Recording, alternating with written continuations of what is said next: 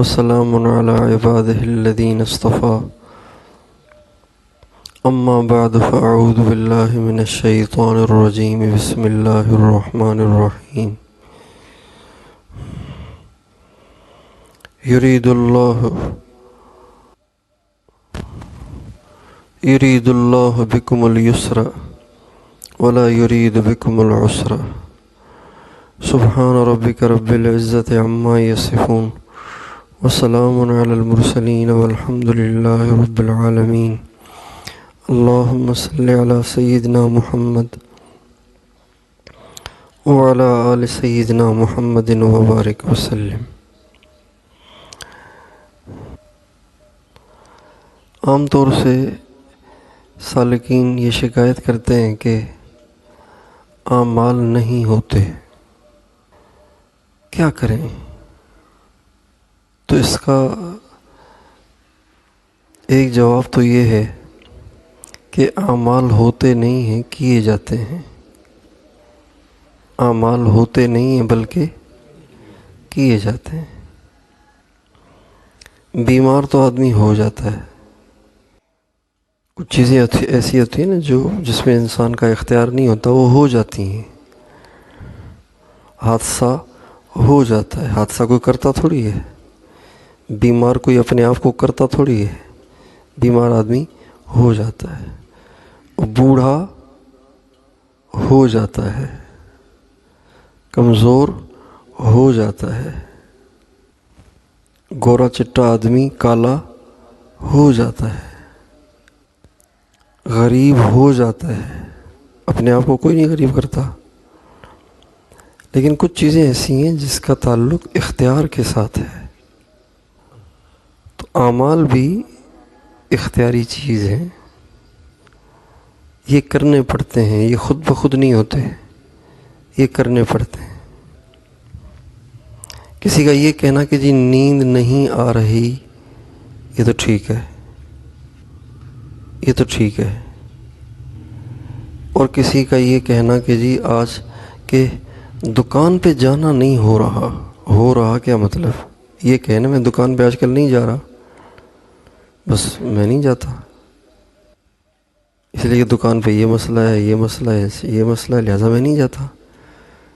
لیکن دکان پہ جانا نہیں ہو رہا، یہ ٹھیک نہیں ہے۔ تو اعمال اختیاری چیز ہیں، یہ کرنے پڑتے ہیں، یہ ہوتے نہیں ہیں، کرنے پڑتے ہیں۔ شروع میں زبردستی اپنے آپ سے کروانے پڑتے ہیں، اور پھر استقامت کے ساتھ کرتے رہنے سے اللہ تعالیٰ اس میں ایسی حلاوت اور ایسی چس پیدا کر دیتے ہیں، ایسی مٹھاس پیدا کر دیتے ہیں کہ بندہ جب تک کرے نہیں اسے چین نہیں آتا۔ یہ کیفیت بعد میں پیدا ہوتی ہے، پہلے دن پیدا نہیں ہوتی۔ یہ بات ہمیں ہمیشہ ذہن میں رکھنی ہے، ایک بات۔ دوسری بات یہ ہے کہ اعمال ہوتے ہوتے اچانک کیوں اعمال کو چھوڑنے کی ضرورت کہاں سے آ جاتی ہے؟ بالکل ٹھیک اعمال جا رہے ہوتے ہیں، تہجد بھی چل رہی ہے، مراقبہ بھی چل رہا ہے، ذکر بھی چل رہا ہے، اور نظروں کی حفاظت بھی ہو رہی ہے، موبائل کا بھی فضول اور ناجائز استعمال نہیں ہے۔ ایک دم اچانک پٹری سے گاڑی اتر جاتی ہے اور بالکل عمل کرنے کو جی نہیں چاہتا، اور ایک دم انسان جیسے خالی ہو جاتا ہے، اور زبردستی اپنے آپ کو گھسیٹ کے بٹھاتا بھی ہے تو طبیعت ہی نہیں چلتی۔ ایسی کیفیت جو بنتی ہے یہ ہمیشہ گناہ کی وجہ سے بنتی ہے۔ انسان سے کوئی گناہ ہو جاتا ہے جس کی وجہ سے اللہ تعالیٰ اس سے عمل کی توفیق چھین لیتے ہیں۔ توفیق کا مطلب ہے عمل کی آسانی چھین لیتے ہیں۔ توفیق کہتے ہیں آسانی کو، کسی کام کا آسانی کے ساتھ ہو جانا، یہ توفیق ہے۔ کسی کام میں رکاوٹیں آنا، مشکلات آنا، اور کسی کام کا مشکل ہو جانا، یہ توفیق نہ ہونے کی علامت ہے۔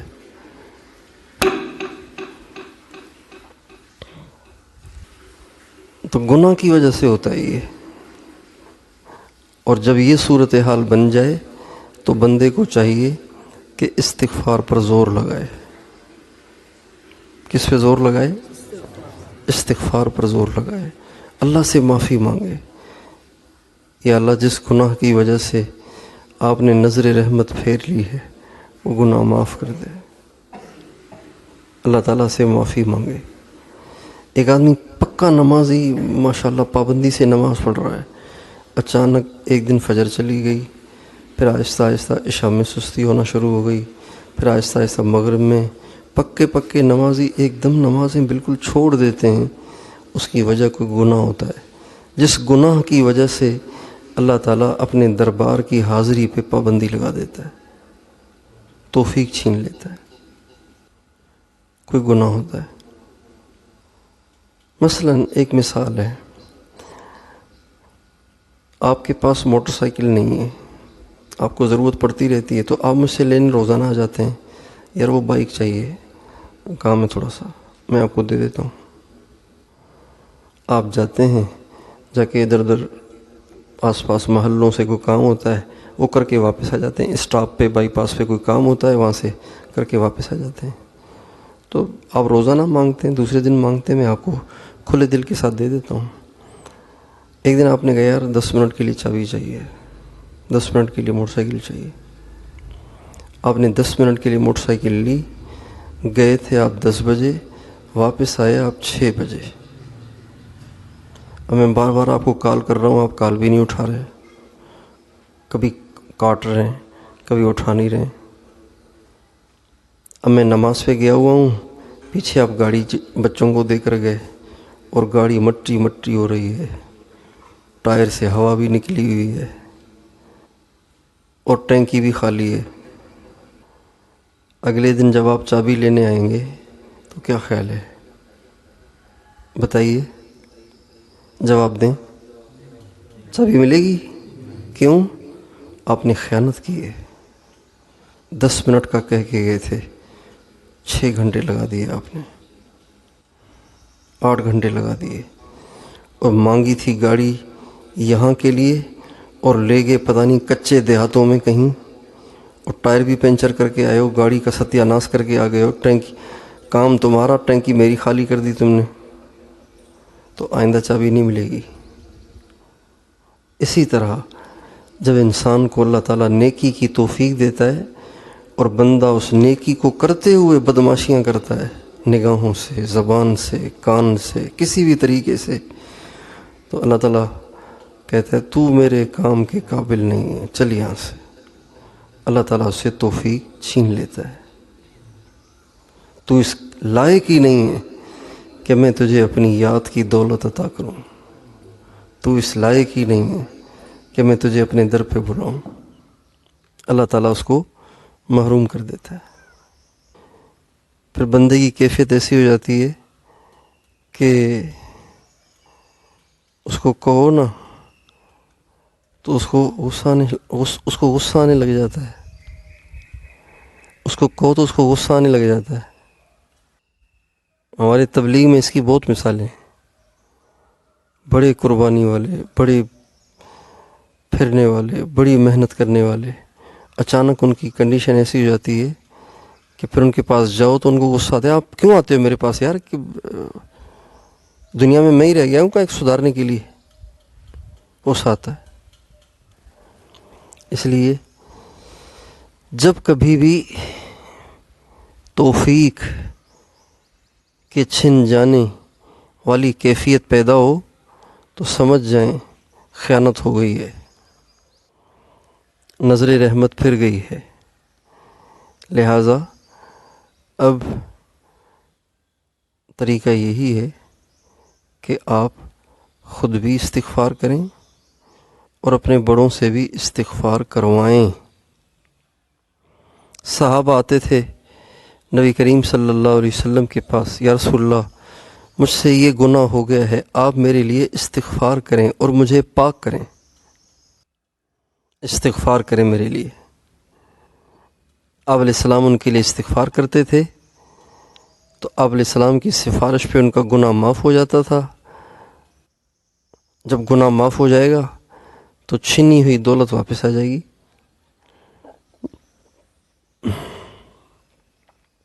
اس لیے یہ بنیادی بات ہے.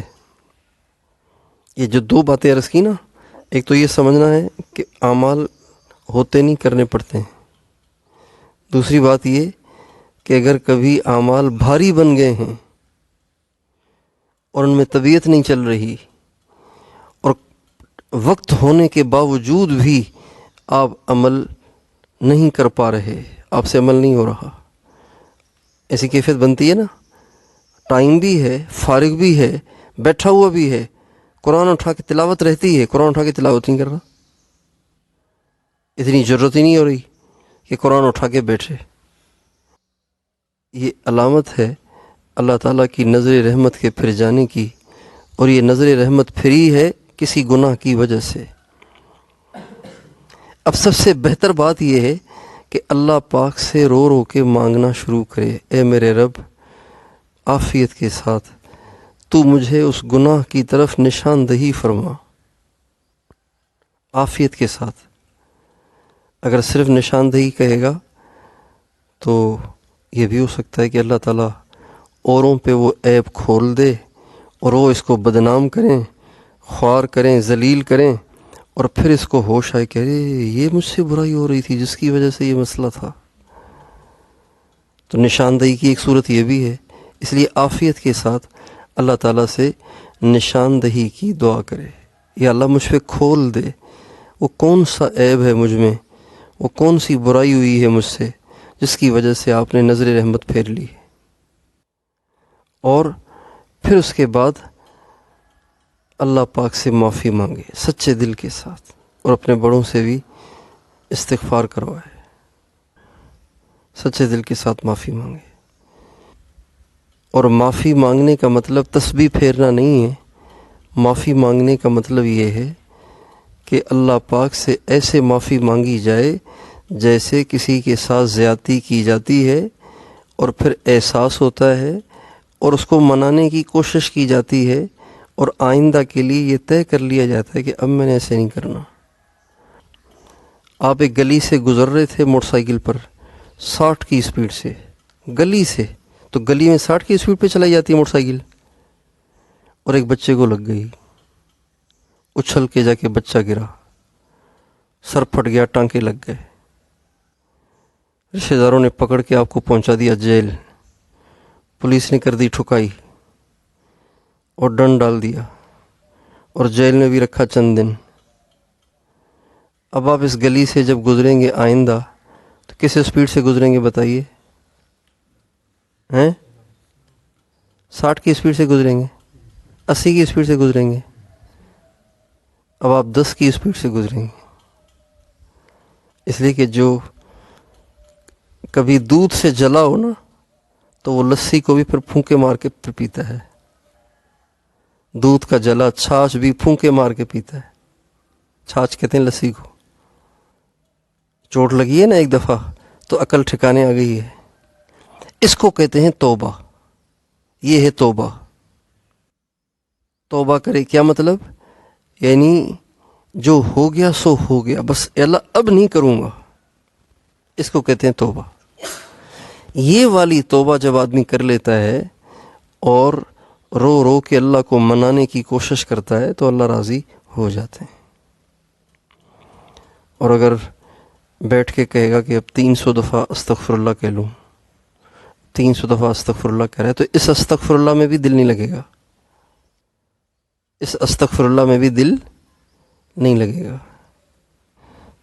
اور یہ استغفر اللہ کی تسبیحاں، اس کی مثال ایسی ہے جیسے آپ نے کسی کے بچے کو چوٹ مار دی ہے، اب اس کا بیٹا بیچارہ بچہ اسپتال میں ہے، ٹانکے لگ گئے ہیں اس کو، اب آپ اس کے باپ کے پاس بیٹھ کے کہہ رہے ہیں معاف کر دو، معاف کر دو، معاف کر دو، معاف کر دو، معاف کر دو، معاف کر دو، معاف کر دو، معاف کر دو، معاف کر دو، معاف کر دو، معاف کر دو، معاف کر دو، معاف کر دو. ادھر ادھر دیکھ رہے ہیں، ادھر ادھر دیکھ رہے ہیں اور کہہ رہے ہیں معاف کر دو، معاف کر دو، معاف کر دو، معاف کر دو، معاف کر دو.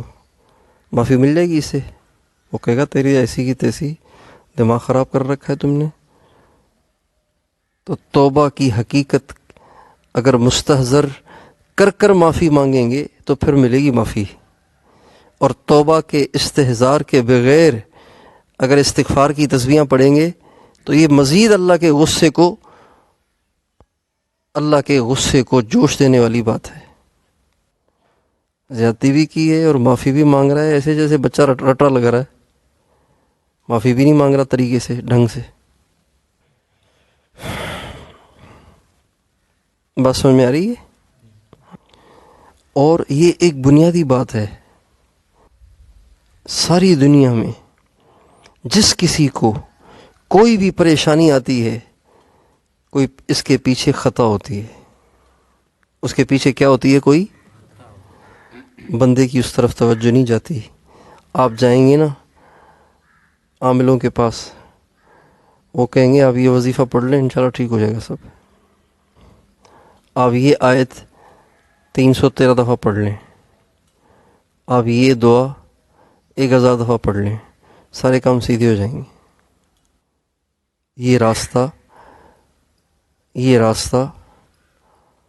راستہ ہے نا، یہ جو راستہ ہے، یہ مسئلے کے حل والا راستہ نہیں ہے، مستقل حل والا راستہ نہیں ہے.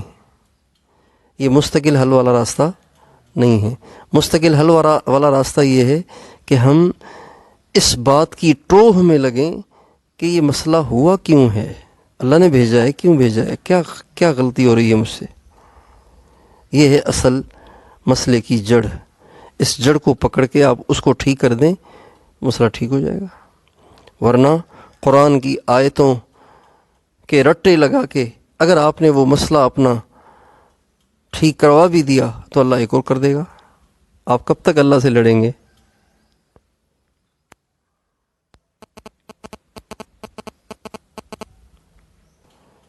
ایک دیوار ہے، اس کا پلستر یہاں سے گر رہا ہے، آپ نے دوبارہ پلستر کروا دیا. پھر ایک اور جگہ سے سیم کسی کیفیت ظاہر ہوئی، پھر پلستر گر گیا، آپ نے اس کو بھی لگا دیا. پھر یہاں سے گرا، آپ نے اس کو بھی پلستر کر دیا. پھر یہاں سے گرا، آپ نے اس کو بھی پلستر کر دیا. پھر یہاں سے گرا، آپ نے اس کو بھی پلستر کر دیا. یہ حل ہے؟ آپ کسی مستری سے پوچھیں یہ حل ہے؟ حل نہیں ہے. حل کیا ہے بھائی؟ بات یہ ہے کہ اس کے نیچے ہے نالی، اس کا پانی اندر سے دیوار کو خراب کر رہا ہے. اگر آپ چاہتے ہیں کہ یہ دیوار صحیح سلامت رہے تو آپ اس کا پہلے علاج کریں، ورنہ پلستر لگاتے رہیں گے. یہ جتنے عاملوں کے وظیفے ہیں یہ سارے وقتی پلستر ہیں. یہ کیا ہیں؟ سارے وقتی پلستر ہیں. مسئلے کا حل نہیں ہے. مسئلے کا حل یہ ہے کہ آپ اس گناہ کو پکڑیں جس گناہ کی وجہ سے مسائل آ رہے ہیں.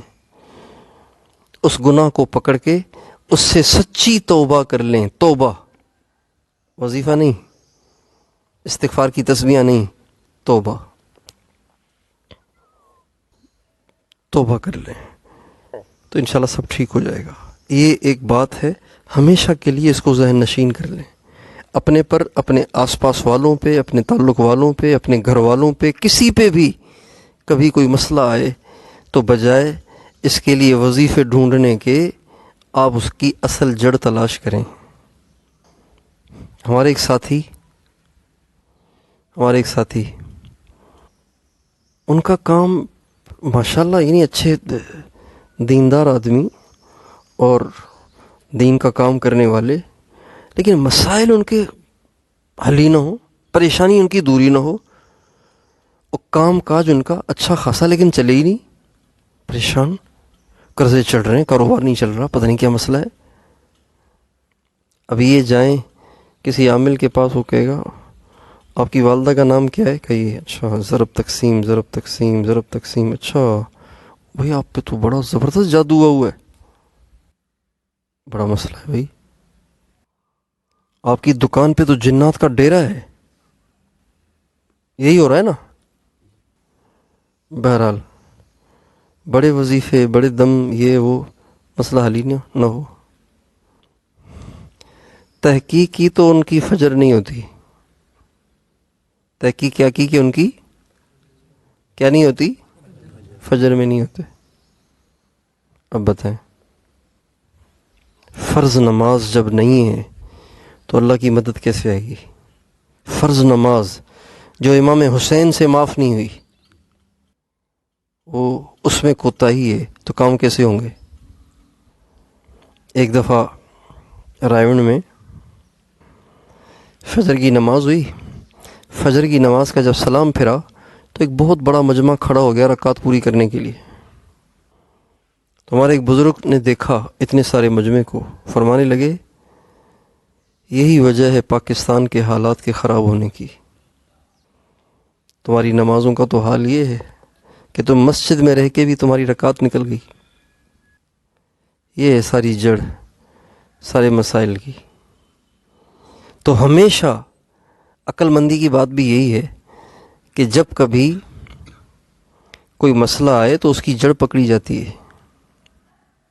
ایسے ہی ہوتا ہے نا، اس کی جڑ پکڑی جاتی ہے نا. بھئی یار ہاں نہ تو کرو نا. آپ لوگ ایسے بیٹھ جاتے ہو جیسے روبوٹ بیٹھا ہوا ہے. آپ سے پوچھتا ہوں، آپ مجھے دیکھ رہے ہیں، مجھے کیا پتہ آپ سن رہے ہیں یا سو رہے ہیں. بعض دفعہ آدمی آنکھیں کھلی کھلی بھی سوتا ہے، صرف آنکھیں بند کرنے سے نہیں سوتا، کھلی کھلی آنکھیں پھر بھی سو رہا ہے. ایسے بھی ہوتا ہے، دماغ سوتا ہے. تو عقل مندی کی بات بھی یہی ہے کہ انسان مسئلے کی جڑ کو پکڑے. خود سرا نہیں مل رہا تو اللہ سے رو رو کے مانگے. آپ ٹائر میں مسلسل ہوا ڈال رہے ہیں لیکن پتہ نہیں کیا بات ہے، چند قدم چلتے ہیں، آدھا کلومیٹر بھی طے نہیں کرتے، پھر ٹائر پھس ہو جاتا ہے. پھر چلتے ہیں، پھر پھس ہو جاتا ہے.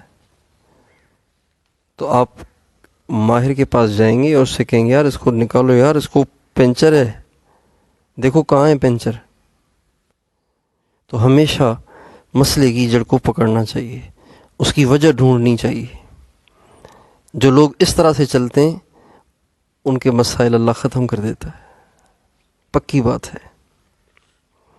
اور جو اس طرح نہیں چلتے تو ان کی مثال بالکل اس دیوار کی سی ہے جس کا پلستر کبھی ادھر سے گر رہا ہے، کبھی ادھر سے گر رہا ہے، کبھی ادھر سے گر رہا ہے. چلتے ہی رہیں گے مسئلے. بہت لوگ آپ سنتے ہوں گے یار ایک نہ ایک مسئلہ جانی نہیں چھوڑ رہا. یہ سنتے نہیں سنتے ہیں؟ جڑ نہیں پکڑ رہے، سرا نہیں پکڑ رہے. اس لیے یہ بڑی پتے کی بات ہے، یہ بزرگوں کی بتائی ہوئی. مسئلہ ہے تو بیٹھ کے سوچیں کہاں سے مسئلہ ہے. چند چیزیں ایسی ہیں جب انسان اس کی پابندی کرے تو اللہ تعالیٰ اعمال اس کے لیے آسان کر دیتے ہیں. یہ جو باتیں عرض کی نا، یہ تو تھی بنیادی باتیں، یہ تو سمجھنی چاہیے. لیکن چند چیزیں ایسی ہیں جس کو اگر آدمی پابندی سے، جس کو آدمی اس کا اگر لحاظ رکھے تو اعمال کرنا اس کے لیے آسان ہو جاتا ہے. اعمال کرنا اس کے لیے آسان ہو جاتا ہے. ابتدا یہاں سے کی تھی نا کہ ساتھی پوچھتے ہیں اعمال نہیں ہو رہے کیا کریں. تو اگر چند کام آدمی کر لے تو اعمال اس کے لیے آسان ہو جاتے ہیں. سب سے پہلا کام کہ صبح شام کی حفاظت کی جو دعائیں ہیں جو ہمارے نبی نے بتائی ہیں اس کا اہتمام کیا جائے. جب آدمی صبح شام کی دعاؤں کا اہتمام نہیں کرتا اور اپنے آپ کو اللہ کی حفاظت میں نہیں لاتا تو پھر شیاطین اس کو تنگ کرتے ہیں، وسوسے ڈالتے ہیں، اس کی طبیعت میں سستی پیدا کرتے ہیں اور اعمال ہوتے ہی نہیں. پھر اعمال کرنا اس کے لیے بھاری بن جاتا ہے، رکاوٹیں آنا شروع ہو جاتی ہیں. تو حفاظت کے جو اعمال ہمارے نبی نے بتائے ہیں اس کا اہتمام کیا جائے. اس میں سمپل سے اعمال بالکل آسان سے تو ہیں. آخری تین دفعہ آیت الکرسی، اعوذ بکلمات اللہ التامات من شر ما خلق 3 دفعہ، بسم اللہ الذی لا یضر مع اسمہ شیء فی الارض ولا فی السماء وهو السمیع العلیم 3 دفعہ، اور 3 دفعہ اعوذ باللہ السمیع العلیم من الشیطان الرجیم 3 دفعہ، اور سورہ حشر کی آخری آیتیں 1 دفعہ، هو اللہ الذی لا الہ الا هو عالم الغیب والشہادۃ هو الرحمن الرحیم یہ آخر تک. یہ تو سمپل سی چیزیں ہیں جس کو اہتمام سے پڑھ کر اپنے اوپر دم کرنا چاہیے. اس سے انسان کی حفاظت ہو جاتی ہے، صبح بھی شام بھی. اللہ تعالیٰ اس سے زیادہ توفیق دے تو صبح شام منزل پڑھ لیں، منزل پڑھ لیں، بس پھر تو انشاءاللہ محفوظ ہو گئے. منزل سے مراد حضرت شیخ الحدیث مولانا محمد زکریا صاحب رحمۃ اللہ علیہ کی جمع کردہ آیات، 33 آیتیں ہیں وہ، ان کو پڑھنا. تو ایک تو حفاظت کی جو دعائیں ہیں، اعمال ہیں، اس کا اہتمام کیا جائے. سمپل سی چیزیں میں نے عرض کر دیں، صبح بھی شام بھی. اور اس کے علاوہ ہر نماز کے بعد آخری 3 کل، سورہ اخلاص، سورہ فلق، سورہ ناس ایک دفعہ صرف، اور آیت الکرسی ایک دفعہ، یہ بھی پڑھ لیا جائے. فجر مغرب کے بعد تو بتا دیا کہ 3 دفعہ پڑھنا، 3 دفعہ آخری کل، ایک دفعہ آیت الکرسی اور اعوذ بکلمات اللہ التامات بسم اللہ الذی، یہ دعائیں فجر اور مغرب کے بعد. اور باقی جو 3 نمازیں رہ گئیں، ظہر، عصر اور عشاء، ان کے بعد آخری 3 کل ایک دفعہ، آیت الکرسی ایک دفعہ، یہ پڑھ لیا کریں. انشاءاللہ اس سے حفاظت ہوگی، شیطانی اثرات سے آپ بچے رہیں گے. لہٰذا پھر اعمال میں شیطان بے دلی اور سستی اور غفلت پیدا نہیں کرے گا. ایک کام. دوسرا کام کہ فارغ نہ رہا کریں. کیا نہ رہا کریں؟ مومن کو کبھی فارغ نہیں رہنا چاہیے، کسی نہ کسی کام میں لگے رہیں، کسی نہ کسی کام میں لگے رہیں. جو کرنے کے کاموں میں نہیں لگتا، اس سے نہ کرنے کے کام ہو جاتے ہیں. اب فارغ بیٹھے ہوئے ہیں، لیٹے ہوئے ہیں، اب کیا کر رہے ہیں؟ اب موبائل ہاتھ میں لیا، اب گروپس چیک کر رہے ہیں. بڑی مصیبت ہے واٹس ایپ پہ گروپس، 15 گروپس، ایک گروپ میں روزانہ 40 پوسٹیں، 20 پوسٹیں. اب کلک کر لیا ایک کو، اب دل کھچا اور بس مبتلا ہو گیا. پھر اب دیکھ رہا ہے، اب پھر دوسرے کو، پھر تیسرے کو، پھر چوتھے کو، پھر 5ویں کو. ساری رات گئی، 2 گھنٹے گئے، 4 گھنٹے گئے. حدیث میں آتا ہے کسی بندے کا فضول کاموں میں مشغول ہونا یہ اس بات کی دلیل ہے کہ اللہ نے اپنی نظر رحمت اس سے پھیر لی ہے. یہ ہمارے نبی کا ارشاد ہے. فارغ نہ رہے آدمی، کسی نہ کسی کام میں لگا رہے. ہمارے حضرت جی مولانا انعام الحسن صاحب رحمۃ اللہ علیہ کا ارشاد ہم نے سنا. وہ فرماتے تھے کہ کچھ نہ کچھ کرتے رہو، کوئی کام نہیں ہے تو پڑے سوتے رہو، فارغ نہ بیٹھو. کوئی کام نہیں ہے چادر اوڑھ کے سو جاؤ، فارغ نہ بیٹھو. ہمارے ایک استاد صاحب تھے، اللہ ان کی قبر کو منور فرمائے. وہ فرمایا کرتے تھے سب سے زیادہ انسان کا دل وقت کو ضائع کرنے اور فارغ رہنے سے مردہ ہوتا ہے. سب سے زیادہ دل کس سے مردہ ہوتا ہے؟ فارغ رہنے سے، بیکار بیٹھے ہوئے ہیں. ایک ساتھی سے میں نے کہا آج کل کیا کر رہے ہیں؟ کہا بس لیٹا رہتا ہوں سارا دن. میں نے کہا آپ کتنے گھنٹے سوتے ہیں؟ کہا بس نیند بھی نہیں آتی. میں نے کہا جب نیند نہیں آتی پہ لیٹے کیوں رہتے ہو بھائی؟ نیند نہ آئے تو اٹھ کے بیٹھ جاؤ. میرے ساتھ بہت ہوتا ہے یہ، نیند نہیں آ رہی تو پہلے تو ایسے ہوتا تھا، نیند نہیں آ رہی تھی تو میں کوشش کرتا شاید آ جائے، شاید آ جائے، شاید آ جائے. اس شاید میں گھنٹوں گزر جاتے تھے، نہ کچھ ہوا، نہ نیند ہوئی، نہ کوئی کام ہوا. اب ایسے کرتا ہوں، نیند نہیں آ رہی نا تو اٹھ کے بیٹھ جاتا ہوں. وضو کیا، کتاب کھول لی، وضو کیا، قرآن کھول لیا، وضو کیا، سر جھکا کے اللہ کی یاد میں بیٹھ گئے، وضو کیا، مصلی بچھا لیا. تو اس کی وجہ سے اتنا دل کو سکون ملتا ہے کچھ نہ پوچھے. اور پھر تھوڑی دیر اعمال کرنے کے بعد پھر نیند کا موڈ بھی بن جاتا ہے. تھوڑی دیر اعمال کر لیے، اب نیند کا موڈ بن رہا ہے، تھوڑا سا لیٹ گئے، نیند آ گئی. اور بیٹھے ہوئے نیند کا انتظار کر رہے ہیں، اور نیند کہہ رہی میں تو نہیں آؤں گی، اب یہ نیند کا انتظار کر رہے ہیں، 2 گھنٹے 3 گھنٹے گزر گئے، نیند کا انتظار کر رہے ہیں، نیند کہ میں تو نہیں آؤں گی، لگائیں زور آپ بھی، نہ ادھر کے رہے نہ ادھر کے رہے، نہ نیند ہوئی نہ کام ہوا۔ تو اس لیے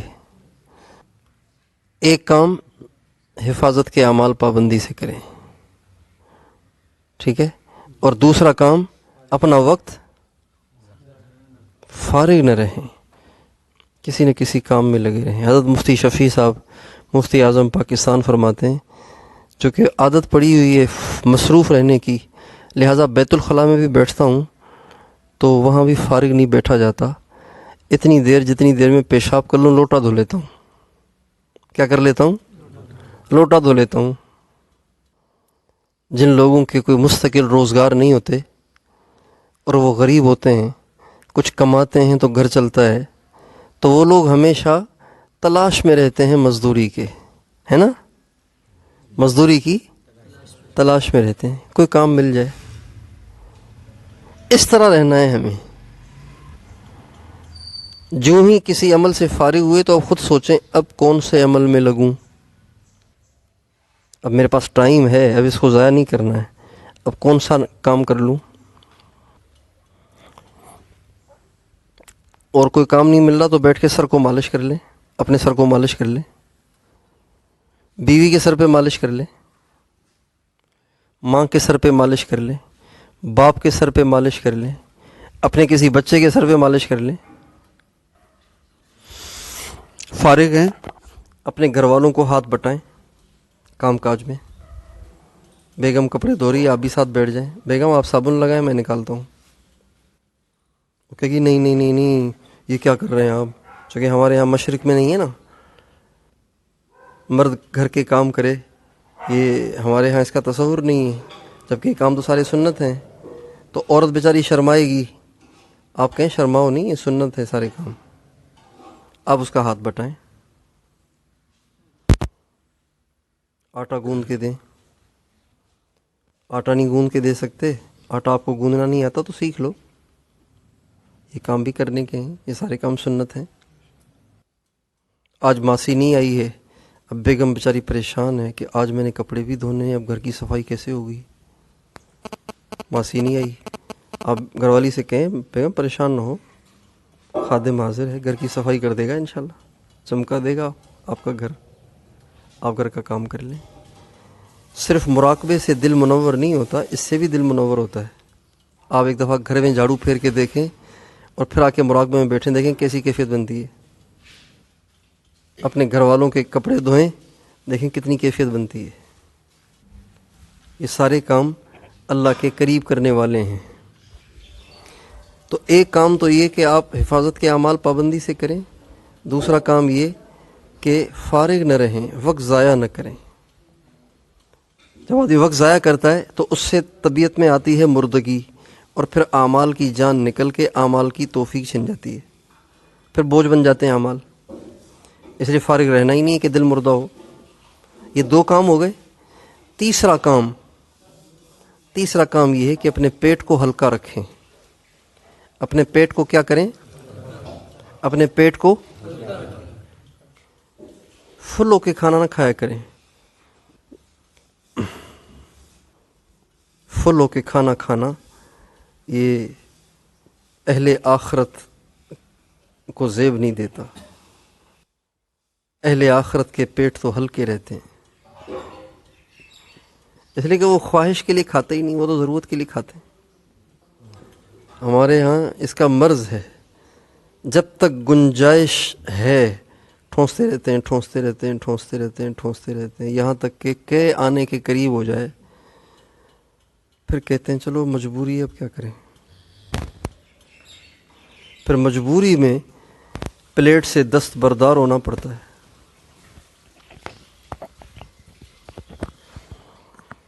کہتے ہیں ایک آدمی نے کھانے کے بعد کسی کو کالی مرچ پیش کی۔ کالی مرچ کتنی ہوتی ہے؟ ہیں؟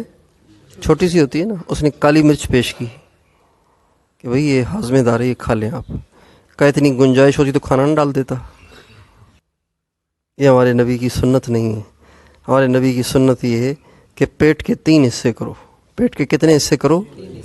ایک حصہ پانی کے لیے، ایک حصہ کھانے کے لیے، ایک خالی چھوڑ دو. یہ سنت ہے. تو کبھی بھی پیٹ بھر کے کھانا نہ کھائیں. حضرت امام ربانی مجدد الف ثانی رحمۃ اللہ علیہ فرماتے ہیں کہ ساری زندگی روزے رکھنے کا مجاہدہ اتنا زیادہ نہیں ہے جتنا لذیذ کھانوں کے سامنے ہوتے ہوئے ابھی بھوک باقی اور ہاتھ کھینچ لینے میں قربانی ہے. جو اس میں مجاہدہ ہے نا وہ اس میں نہیں ہے. روزے رکھتے رکھتے رکھتے انسان روزے کا عادی ہو جاتا ہے، لیکن ابھی کھانا باقی ہے اور ہے بھی مزاج کا کھانا، ہے بھی بریانی. دوپہر کا وقت ہے، چٹپٹی بریانی ہے، ساتھ رائتا بھی رکھا ہوا ہے، اور قربانی کے گوشت سے کباب بھی بن کے آئے ہیں، وہ بھی رکھے ہوئے ہیں پلیٹ کے اوپر. کباب اور پھر بڑے کی بریانی اور پھر رائتا بھی ساتھ ہے. تو صرف تذکرے سے منہ میں پانی آ رہا ہے. اب دل کرتا ہے کہ کم از کم یہ سامنے والی پلیٹ تو صاف ہونی چاہیے نا. کہتے سنت پوری کرو. یہ بھی ایک چلی ہوئی بات، سنت پوری کرو. او بھائی سنت پوری کرنا، پلیٹ کو صاف رکھنا، یہ سنت ہے. پلیٹ کو چٹ کر دینا یہ سنت نہیں ہے. سنت پوری کرو. آدھی پلیٹ بھری پڑی ہے سالن سے، کہتے ہیں سنت پوری کرو. یہ سنت نہیں ہے، خلاف ورزی ہے. ایک بزرگ کا قول آپ نے فضائل صدقات میں پڑھا ہوگا. وہ فرماتے ہیں پیٹ بھرے پر کھانے سے بہتر ہے کتے کو ڈال دو. آپ نے کھا لیا ہے تو اب آپ اس کو ٹھونسنے کی بجائے کتے کو ڈال دیں، یہ زیادہ بہتر ہے. تو اپنے پیٹ کو ہلکا رکھیں.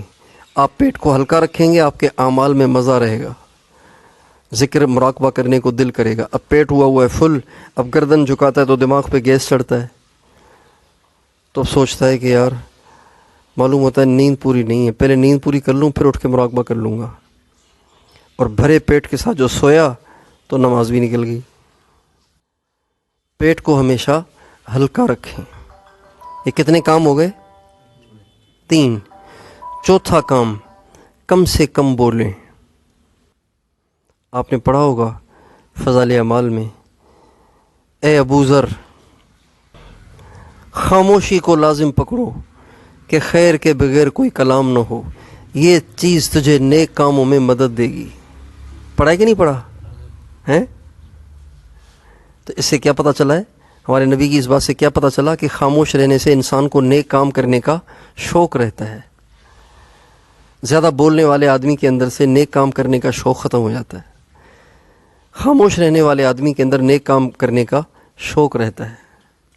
خاموش رہنے کی عادت بنائیں. کل میں نے عرض کیا نا کہ ہمیں خرچ کرنے میں بخیل نہیں ہونا، بولنے میں ہمیں بخیل بننا ہے. کس میں بخیل بننا ہے؟ بولنے میں بخیل. ایسے جیسے ایک بول بولے گا تو 1 لیٹر پیٹرول خرچ ہو جائے گا، بہت مہنگا چل رہا ہے آج کل. ایسے بخل کرنا ہے. بولنے میں بخیل بننا ہے، دیکھنے میں بخیل بننا ہے. تو ایک تو ہم خاموشی اختیار کریں، اس سے انشاءاللہ نیک کاموں میں مدد ملے گی. اور اپنی نظر کو ہر وقت جھکا کے رکھنے کی مشق کریں. اس سے انشاءاللہ ہماری نیکیوں میں حلاوت رہے گی، لذت رہے گی، اور نیکیاں کرنا آسان ہوں گی. یہ کتنے کام ہو گئے؟ 5 کام ہو گئے نا. اور چھٹی بات یہ کہ جب صبح کو فجر کے بعد ہم دعا مانگتے ہیں نا، تو اس میں یہ دعا اہتمام سے مانگا کریں. اے اللہ، اللہم انی اسألک العافیت فی الدنیا والآخرہ، اللہم انی اسألک العفو والعافیت فی دینی و دنیای. اے اللہ میرے دین میں بھی عافیت دے اور میرے دنیا میں بھی عافیت دے. اور اللہ پاک سے یہ بہت صبح کو مانگا کریں، اے اللہ تو نے ایک دن مجھے زندگی کا اور دے دیا ہے، اب مجھے پابندی کے ساتھ احسن طریقے سے سارے اعمال کرنے کی توفیق عطا فرما. اعمال کی کوتاہی سے مجھے بچانا، سارے اعمال سکون سے مجھے کروا دینا. فجر کے بعد یہ دعا ضرور مانگا کریں. یہ کتنے کام ہو گئے؟ آخری بات وہ یہ کہ اعمال سب سے زیادہ آسان اس وقت ہوتے ہیں جب آدمی تہجد سے لے کے اشراق تک پورے کر لے، ورنہ سارا دن مصیبت بن جاتے ہیں، اتنے لمبے بن جاتے ہیں اعمال کے پورے نہیں ہوتے۔ آپ تہجد سے لے کے اشراق تک اپنے اعمال پورے کر لیا کریں۔ صبح صادق سے 1 گھنٹہ پہلے اٹھ جائیں، سردیوں میں 1 گھنٹہ پہلے اٹھ جائیں، گرمیوں میں 40 منٹ پہلے اٹھ جائیں، اور اس وقت سے لے کر اشراق تک آپ بیٹھ کے اپنے اعمال پورے کر لیں، مراقبہ بھی کر لیں، ذکر بھی کر لیں، تلاوت بھی کر لیں۔ اب آپ اشراق تک اعمال سے فارغ ہو جائیں گے نا، تو یقین جانیے سارا دن آپ کا اتنا اچھا گزرے گا، ایسے جیسے پھول، بالکل ہلکے پھلکے، اتنا مزہ رہے گا زندگی میں کچھ نہ پوچھیں۔ اس کی کوشش کریں کہ اشراق تک اپنے اعمال نمٹا لیا کریں۔ خدا نہ خواستہ کسی دن فجر سے پہلے آپ نہیں اٹھے تو اشراق کے بعد بھی بیٹھ کے اپنے اعمال پورے کر کے پھر اٹھیں، پھر جائیں، ناشتہ کریں، آرام کریں، کھانا، دکان پہ جائیں، دفتر جائیں، جہاں چاہیں جائیں۔ ان اوقات میں اپنے اعمال پورے کر لیا کریں۔ اگر اس طرح کریں گے تو انشاءاللہ آپ کے اعمال آسانی کے ساتھ ہو جایا کریں گے۔ کوشش کریں گے انشاءاللہ اس کی۔ اللہ تعالیٰ مجھے بھی توفیق دے، آپ کو بھی توفیق دے۔